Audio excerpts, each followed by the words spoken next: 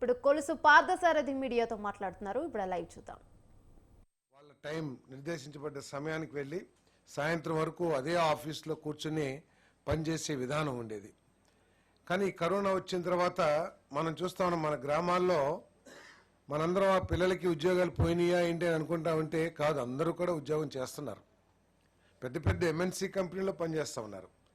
అయినా కూడా వాళ్ళందరూ కూడా వాళ్ళ గ్రామాల నుంచి, వాళ్ళ ఇంట్లో నుంచి వాళ్ళు పనిచేసి వర్క్ ఫ్రమ్ హోమ్ ఏదైతే ఉందో ఆ వసతిని వినియోగించుకుంటున్న విషయం మనందరం కూడా చూస్తూ ఉన్నాం. దానికోసం అని చెప్పేసి ఈ కోవర్కింగ్ స్పేస్ని, అదేవిధంగా నేబర్ వర్క్ స్పేస్ని డెవలప్ చేయాలని ఈ ప్రభుత్వం ఆలోచన చేస్తుంది. దానికోసం ఎవరైనా డెవలప్ చేస్తే వాళ్ళందరికీ కూడా మరి ఇన్సెంటివ్స్ ఇచ్చే కార్యక్రమం కూడా చేయబోతున్నామని చెప్పేసి మనం చేస్తాను.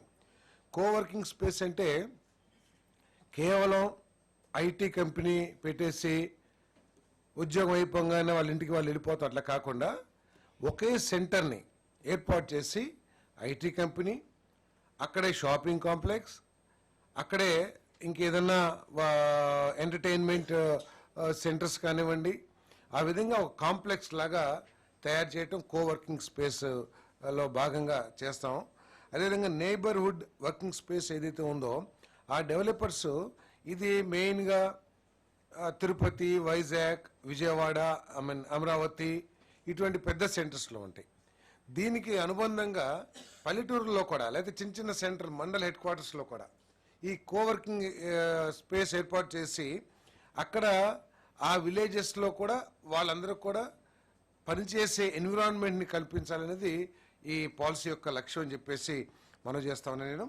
దాంట్లో కోవర్కింగ్ స్పేస్ డెవలపర్స్కి అంటే మినిమం 100 సీట్స్ 10,000 స్క్వేర్ ఫీట్ ఉండే స్పేస్ని డెవలప్ చేయాలి. అటువంటి వాళ్ళకి 50% క్యాపెక్స్ కాస్ట్లో సబ్సిడీ ఇవ్వడం జరుగుతుందని చెప్పేసి మనం చేస్తాను. అదేవిధంగా మ్యాక్సిమం 2,000 రూపాయలు పర్ స్క్వేర్ ఫీట్, అంటే సపోజ్ ఒక 1000 స్క్వేర్ ఫీట్ డెవలప్ మినిమం 10,000 చేయాలి. 10,000 స్క్వేర్ ఫీట్ చేస్తే మ్యాక్సిమం 2,000 రూపాయలు పర్ స్క్వేర్ ఫీట్ సబ్సిడీ ఇచ్చే కార్యక్రమం చేస్తున్నామని చెప్పేసి మనం చేస్తాను. మరి అదేవిధంగా ఈ subsidy 50% of the building space కట్టడం కానీ అది అయినాకే రిలీజ్ చేస్తారని చెప్పేసి కూడా ఈ సందర్భంగా తెలియజేస్తాను.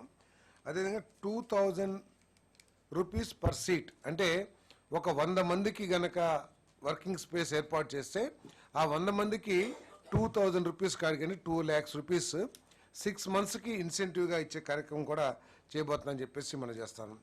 అదేవిధంగా నేబర్హుడ్ వర్కింగ్ స్పేస్ ఏదైతే ఉందో గ్రామాల్లో లేకపోతే మండల్ హెడ్ క్వార్టర్స్లో ఏదైతే స్టార్ట్ చేస్తారో అక్కడ మినిమం 10 సీట్లు, అంటే 10 వర్క్ స్టేషన్స్ కావాలి. Minimum 1,000 square feet developed area ఉండాలి. అంటే ఒక చిన్న స్పేస్లో కూడా దాంట్లో ఒక 10 మంది పనిచేస్తే ఆ మండల్ హెడ్ క్వార్టర్స్లో వాళ్ళకి 50% కేపెక్స్ కాస్టు, అదేవిధంగా 1,000 rupees per square feet, 80% subsidy release చేస్తాం. అది 50% వర్క్ అయిపోయిన తర్వాత వాళ్ళకి 1,000 రూపీస్ పర్ సీట్. సపోజ్ ఒక 10 సీట్లు పెట్టారనుకోండి, 10,000 రూపాయలు 6 నెలల రూపాయలు 6 నెలలు ఇచ్చే స్కీమ్ ఇన్సెంటివ్స్ ఇస్తామని చెప్పేసి కూడా మీకు మనం చేస్తాను. అదేవిధంగా ఐటీ క్యాంపస్ అంటే మీకు తెలిసిందే, చాలా పెద్ద 5 లక్షలు పైబడి ఉండే ఫ్లోర్ ఏరియా ఏదైతే ఉంటుందో ఆ ఐటీ క్యాంపస్లో ఎవరైనా ఏర్పాటు చేస్తే వాళ్ళకి 50% క్యాపిటల్ సబ్సిడీ ఇస్తారు. 2,000 రూపాయలు పర్ స్క్వేర్ ఫీట్ ఇవ్వడం జరుగుతుంది. అదే 5 సంవత్సరాల్లో. అదేవిధంగా 30% ఇచ్చిన తర్వాత కన్స్ట్రక్షన్ అయిన తర్వాత ఈ సబ్సిడీ రిలీజ్ చేసే కార్యక్రమం చేస్తామని చెప్పేసి కూడా ఈ సందర్భంగా తెలియజేస్తాను. ఇవన్నీ ఏంటంటే ఈ రాష్ట్రాన్ని ఐటీ హబ్గా డెవలప్ చేయాలి. ఈ రాష్ట్రంలో చదువుకొని పైకి వస్తున్న అనేక మంది యువతి యువకులకి ఉపాధి భరోసా కల్పించాలనే లక్ష్యంతో వీరందరి రాష్ట్ర ఆర్థిక పరిస్థితి అభివృద్ధి చెందాలనే లక్ష్యంతో ఈ పాలసీని తీసుకురావడం జరిగిందని చెప్పేసి మనం చేస్తాను. ఈ పాలసీ అట్టడుగు స్థాయిలో వ్యవస్థాపక సంస్కృతిని పెంపొందించడం, అదేవిధంగా ఆంధ్రప్రదేశ్లోని ప్రతి గ్రాడ్యుయేట్ను గ్లోబల్ మార్కెట్ స్థాయికి తీసుకువెళ్లేందుకు వారి జీతభత్యాలు, ఈ మధ్య మనం చూస్తూ ఉంటాం, ఇంజనీరింగ్ చదివినా కూడా 10,000కి 15,000 రూపాయలకి ఉద్యోగం చేసే పరిస్థితి మనం చూస్తూ ఉన్నాం. అట్లా కాకుండా వాళ్ళకి వారి గ్రామంలోనే ఇవన్నీ ఏర్పాటు చేసి అత్యధిక జీతాలు పొందే అవకాశం కల్పించడం కోసం ఈ పాలసీ తీసుకురావడం జరిగిందని చెప్పేసి మనం చేస్తాను. అదేవిధంగా INC policy, Andhra Pradesh textile apparel and garments policy 4.0 2429 ఏదైతే ప్రవేశపెట్టిందో ఆ పాలసీని కూడా కేబినెట్ ఆమోదించడం జరిగిందని చెప్పేసి మనం చేస్తాను. తక్కువ పెట్టుబడితో ఎక్కువ ఉద్యోగ అవకాశాలు కలిగిన రంగం ఈ రంగం అని చెప్పి అపెరల్ అండ్ గార్మెంట్స్ రంగం అని చెప్పేసి మనం చేస్తాను. వచ్చే 5 సంవత్సరాల్లో 10,000 కోట్ల పెట్టుబడి లక్ష్యంగా, అదేవిధంగా 2 లక్షల మందికి ఉద్యోగ అవకాశాలు సాధించే లక్ష్యంగా ఈ పాలసీని తీసుకురావడం జరిగిందని చెప్పేసి మనం చేస్తాను. ఈ 24-29 సమయంలో దాదాపు $1 బిలియన్ ఎగుమతిని సాధించాలని చెప్పేసి ఈ ప్రభుత్వం ఈ పాలసీ ద్వారా, ఈ కూటమి ప్రభుత్వం ఈ పాలసీ ద్వారా లక్ష్యంగా పెట్టుకుందని చెప్పేసి మనం చేస్తాం. మరి ఈ మన రాష్ట్రంలో దీంట్లో నైపుణ్యం కలిగిన జనాభా చాలా ఎక్కువగా ఉన్న విషయం మనకు తెలిసిందే. పద్మశాలీలు కానివ్వండి, ఏదైతే చేనేత కార్మికులు ఉన్నారో వాళ్ళందరికీ కూడా మెరుగ్గా ఉంటుందని చెప్పేసి కూడా నేను మనవి చేస్తాను. వీటి కోసం ఈ పార్క్స్ ఏర్పాటు చేయడమే, మౌలిక వసతులు ఏర్పాటు చేయడమే కాకుండా రాయితీలు కూడా పెద్ద ఎత్తున ఇవ్వటం జరుగుతుందని చెప్పేసి మనం చేస్తాను. పీపీపీ మోడ్లో 5 టెక్స్టైల్ పార్క్స్ని కూడా ఏర్పాటు చేయాలనేది ఈ పాలసీ యొక్క లక్ష్యం అని చెప్పేసి మనం చేస్తా ఉన్నాను.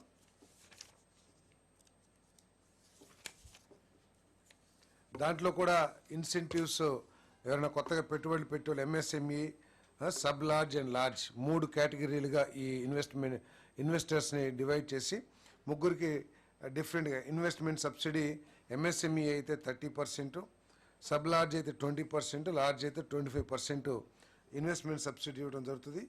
Women, BC, SC, ST, minorities, specially abled వాళ్ళందరికీ కూడా ఎంఎస్ఎంఈ అయితే 45% సబ్సిడీ, 25% సబ్ లార్జ్ యూనిట్స్కి, లార్జ్ యూనిట్స్కి 30%. అదేవిధంగా పవర్ కాస్ట్ ₹2 పర్ యూనిట్ అందరికీ కూడా. అదేవిధంగా ED charges exemption 50%, stamp duty and land conversion charges 100% అన్ని యూనిట్స్ కూడా. గ్రీన్ టెక్ అడాప్షన్ ఎవరైనా తీసుకొస్తే 25% ఆఫ్ ఎక్విప్మెంట్ కాస్ట్ ఎంఎస్ఎంఈస్కి, 10 to 15% of project cost sub large యూనిట్స్కి, అదేవిధంగా లార్జ్ యూనిట్స్కి 15 to 25% సబ్సిడీ ఇవ్వడం జరుగుతుందని చెప్పేసి మనం చేస్తా ఉన్నాం.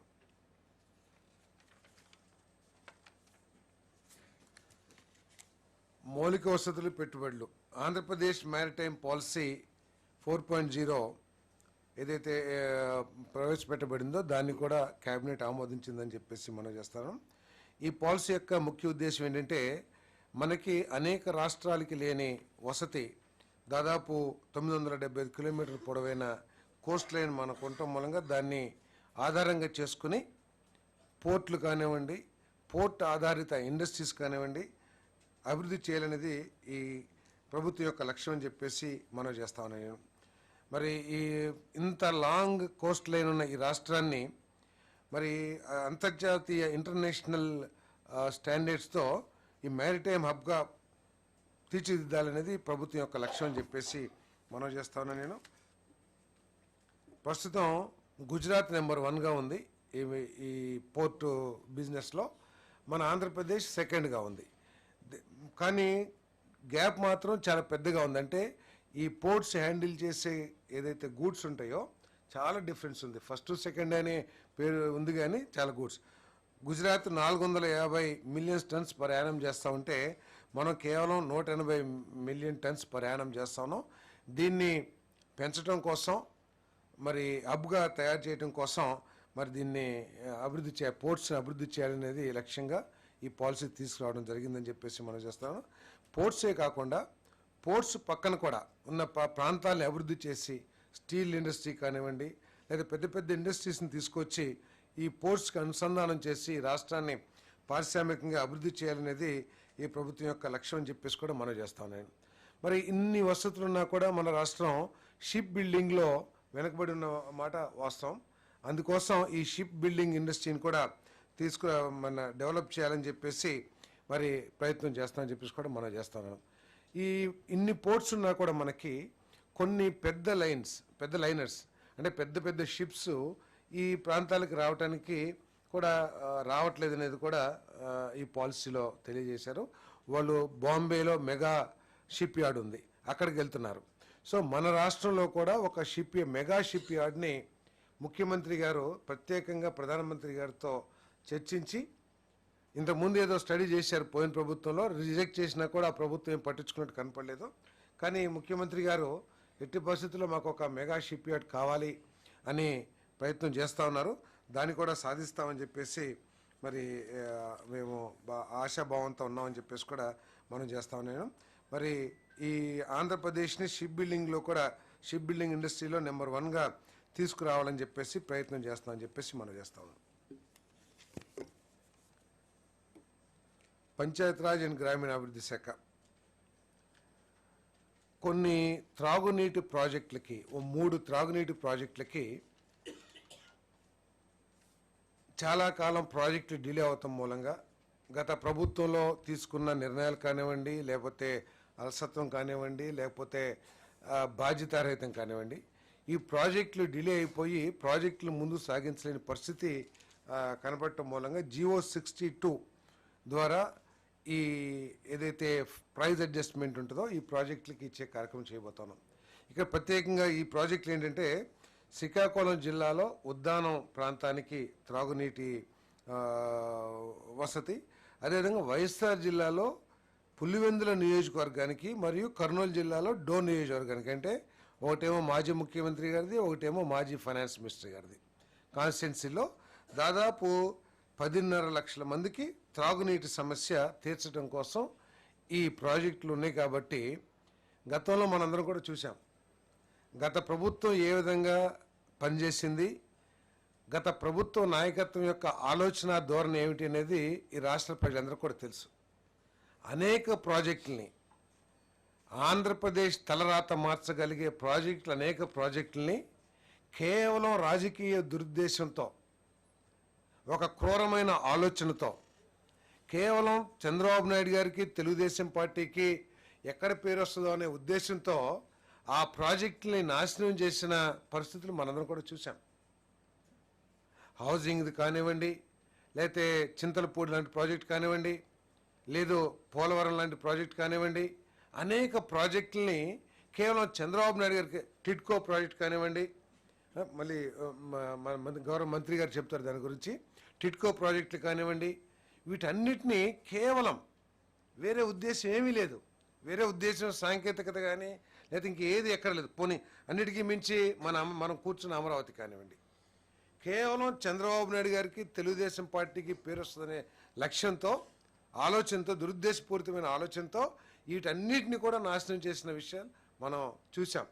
కానీ ఈ ప్రభుత్వం అటువంటి ప్రభుత్వం కాదు, ప్రజాస్వామ్యయుతంగా ఆలోచించే ప్రభుత్వం. నాయకులు కూడా ఏ విధంగా ఉంటారో ఒకసారి ప్రజలందరూ కూడా ఆలోచన చేయాల్సిన అవసరం ఉంది.